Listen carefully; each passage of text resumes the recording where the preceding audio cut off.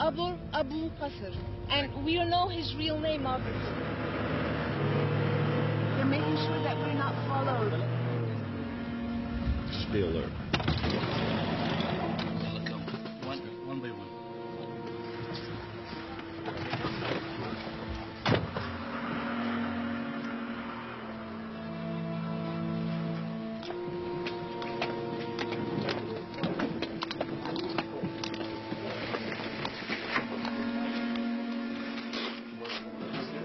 He's there, you know, and he's leaving.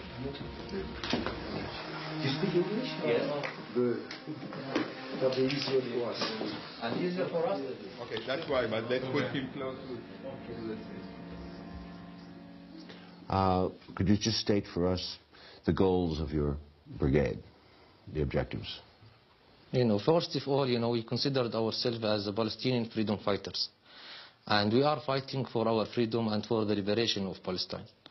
Our goal is to achieve, you know, as a part of Fatah movement, it's to achieve the implementation of the international community resolutions and to have our independent state on the 4th of June occupied area 1967 and Jerusalem as its capital and the right of return for the Palestinian refugees. A little slower. This is what we are fighting for. We didn't take any orders from Yasser Arafat. What we are doing, we are taking the orders from the Israeli side. Taking orders from the Israel? Yes, as much as they are doing their aggression against the Palestinian people and the humiliated Palestinian people and trying to attack our areas and to kill our people, from this side we are receiving our orders to respond. And if Arafat told you, stand down, do not create any actions in the next period, if he told you that, what would you do? Of course, we accepted, we are committed to what Arafat is saying. But when they came into our areas, in Ramallah for example, or Tulkarem, or Jenin, or Nablus, what you expected from us to do? It's just watching them, to saw them, and to watch them while they are killing our people and demolishing our houses and arrested our people? We cannot. Then we have to respond. Have you met him recently? Yes, sir? With the president? Yes. No. Have you met him at all? I met him in the past.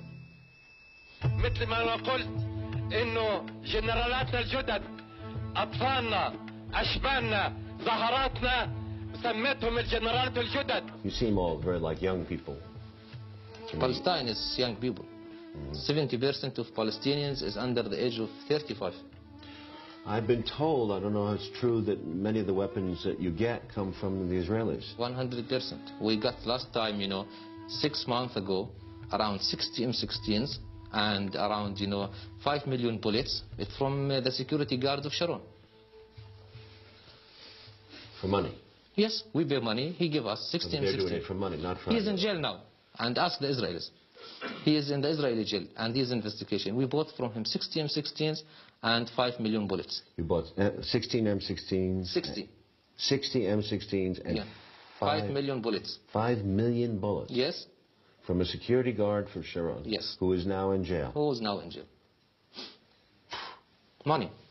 Yeah. If we have enough money, we can buy a tank. Yes, I'm serious. But you don't have the money? We don't have the money to buy a tank. How much does it cost? It costs a lot. Sure is. $250,000? Can you get a used tank?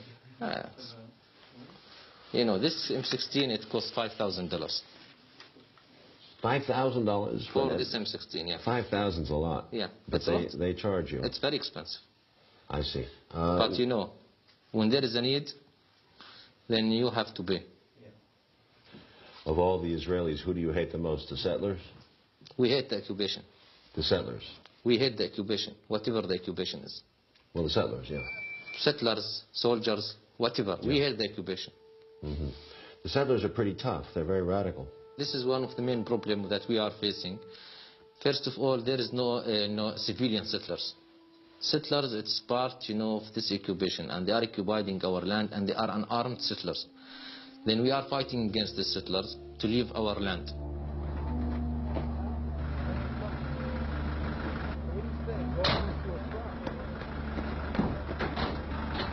We belong to Palestine. They don't belong to Palestine. And I give you an example. If you go to see this settlement, you will find all of these settlers.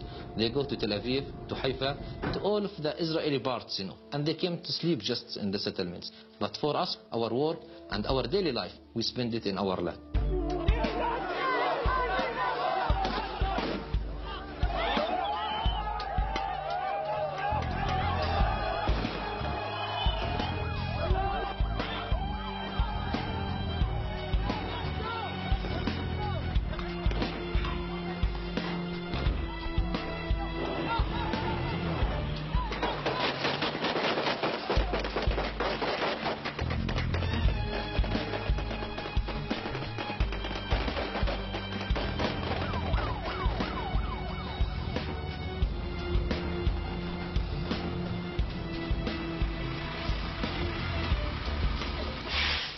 I will tell you another thing. We face an American pressure to accept settlements in West Bank and Gaza Strip.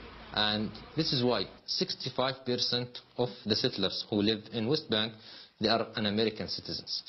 65%? Yes. I guess Sharon and people like that are impregnable. You can't get close to them. They have too much security. The political leaders of Israel. You can't get to them. No, we can get to them. Do you think so? I think so. When they became as part of to be our targets, we can get to them. Really? Because of money? I will guarantee for you that we can get to them.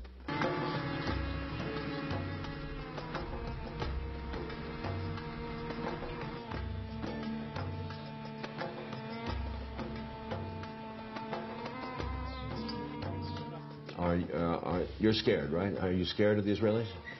I cannot say I'm scared from Israelis. If I'm scared from Israel, I'm not fighting, but I'm careful from Israelis. Yeah. They have very strong reconnaissance. They have aerial, I'm sure they have aerial observation. So you're fighting a guerrilla war in the true sense of the word. It's very clear, that in this conflict we are a weakness part. We are not the stronger part. But at the same moment, we are strong in our principles and in our faith. Mm-hmm. Our faith and our principles, it's pushing us, to fight for our freedom. What do you guys do during the day? I mean, you don't sit around your masks all day. I mean, no. You're planning, you live, you also eat, you sleep, you have... Probably we will meet you during the day in a drink, and you don't know. But in other words, you live fairly normal lives. Normal lives. Do any of you have jobs, in regular jobs? Of course. We are normal people. What is your relationship to Hamas? We don't have ideological, religious issues like Hamas. And we are fighting for a secular state, not a religious state. A secular democratic state. So it's interesting that people who are willing to die, suicide bombers, who are seeking martyrdom in a jihad where they go to heaven and a paradise. It's honor. It's dignity. For example, is there a list like who's the next bomber? Believe me, the people, when they want to do this kind of things, these activities, we convince them as much as we can not to go, not to do it. But if they were, faithfully, strong, committed, then there is no other choice. Then we control the things. Well, I mean, you go down, let's say you We are not born to death. We don't want to send our people to die. No, I understand. It's not something you're reluctant we to want do it. to do it. But you have a short list of people who are willing to do it. And you know that you can call on them. Of course. And prepare them. There is a big amount of people who came as volunteers. You will never imagine nowadays how many volunteers. 50, 100? I think more. Wow. What's going to happen now? What do you think will happen? We will continue. Good, that's all you can do. We will continue. Would you accept the 1967 borders? This is what I'm fighting for. 1967 borders. You would accept that? Yes. So Israel would have the right to coexist?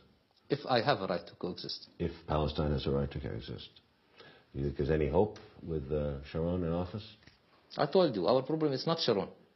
We are against the occupation. Yeah. If it's Sharon, if it's Peres, if it's Barak, if it's Netanyahu, we are fighting against the occupation. Whatever, who came to rule Israel, I don't care.